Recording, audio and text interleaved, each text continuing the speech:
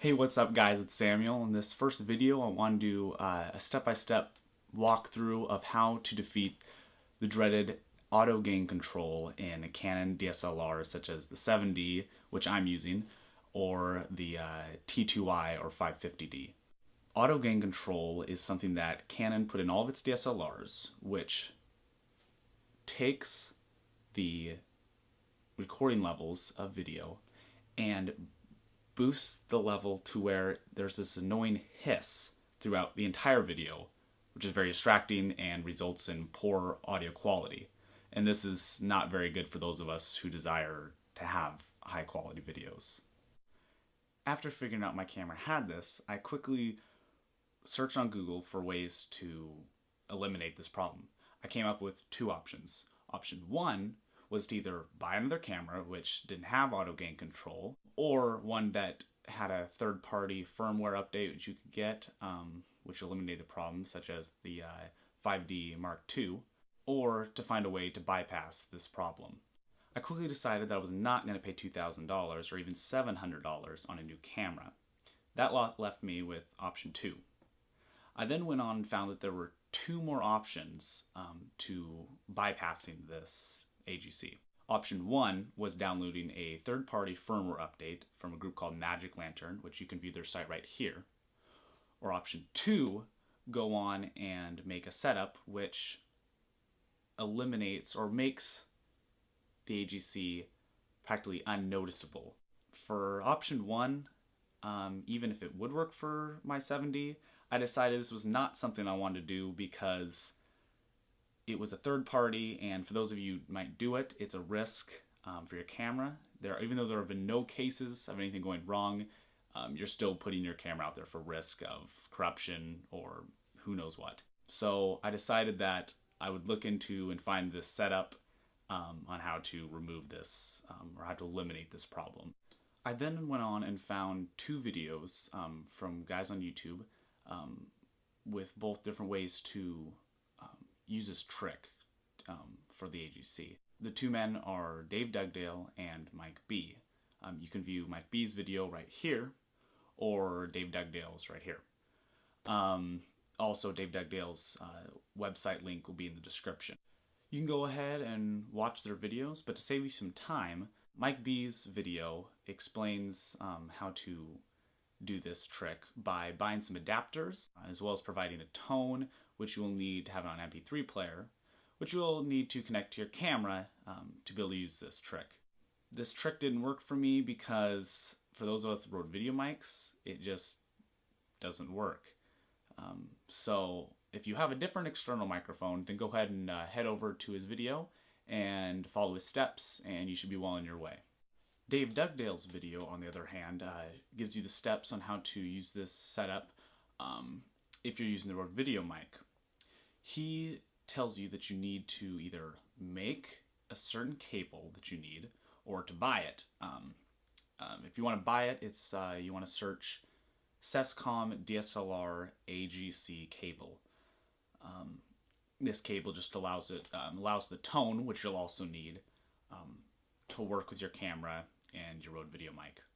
If you want to make your own, go ahead and watch his video or just see what he has to say. Now we're finally drawing near to the end of this problem.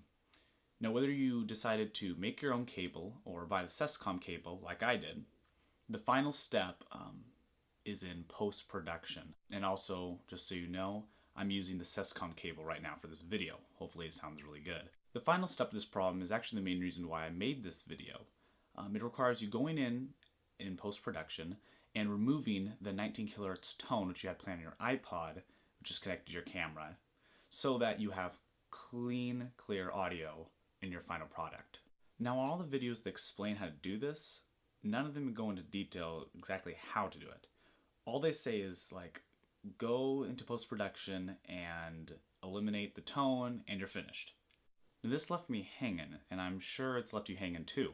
Because for those of us who don't have expensive softwares like Vegas or Adobe, then we don't know how to do it. So I'm here now to show you how to do this in post-production, whether you're a Mac user, such as myself, using iMovie, or a Windows user using Windows Movie Maker. This doesn't require any more money, so without any further delay, let's begin. Alright guys, so to do this final step, you're going to go into your editing software, in this case it's iMovie, and you're going to need to export the audio, only the audio, from your desired clips. Now for those using any other software besides iMovie, I'm sure there's a way to do it. So look around, most likely it'll be in the share section, but I can only show you how to do it on iMovie because that's what I use. So anyways, go ahead and have your clip pulled up and go to Share, Export using QuickTime. Now you're going to export the sound to AIFF and name it whatever you want. In this case I'm going to save it to my desktop, and you're going to hit Save. Once it's complete, it'll show on your desktop, and now you're going to go on to the next step, which is opening up a program called Audacity. It's a free program online you can download for Mac or PC users, and there aren't any problems that I've encountered with it, but you do, there might be for you in some weird case. But anyways, next you're going to go and you're going to hit File, Open, and you're going to open up your audio track, and you're going to hit Open and make a copy. Now here on the top you have your tone that you're going to want to remove, and on the bottom you've got your clean audio that you want to keep. Next you go to this little drop down menu and you're going to do Split Stereo Track. Then you're going to go over and hit this X above the constant tone channel, and that's going to remove it. Now you have one channel, which I believe is on the right channel of your good audio. Next, while you still have this selected, you're going to do Edit, Copy. Now you're going to deselect it and go Edit, Paste. Now you have two channels. You want to make sure they're aligned properly, so you're going to make sure one is aligned right and the other one is aligned left. And then finally you go to Make Stereo Track, and there you go. And now you have a clean stereo track of good audio that you will then place back in your video alongside your video that corresponds to this audio track. I'm sorry, it's really confusing. And you're going to obviously remove the other audio, the bad audio that's back in your clip in your editing software. To make sure you can use it in your editing software, you're going to do File, Export, and once again, call it whatever you want, and Save, and enter in whatever you want, but mostly just leave it blank. Hit OK, and there it is. This is the clean audio with no tone, and you're going to use this back in your editing software. And that's it, guys. Hope this has been a help to you, and I guess I'll wrap up this video in another clip. Alright guys, that's it. Hopefully everything went well for you, and there weren't any complications. If you have any questions, go ahead and leave comments below.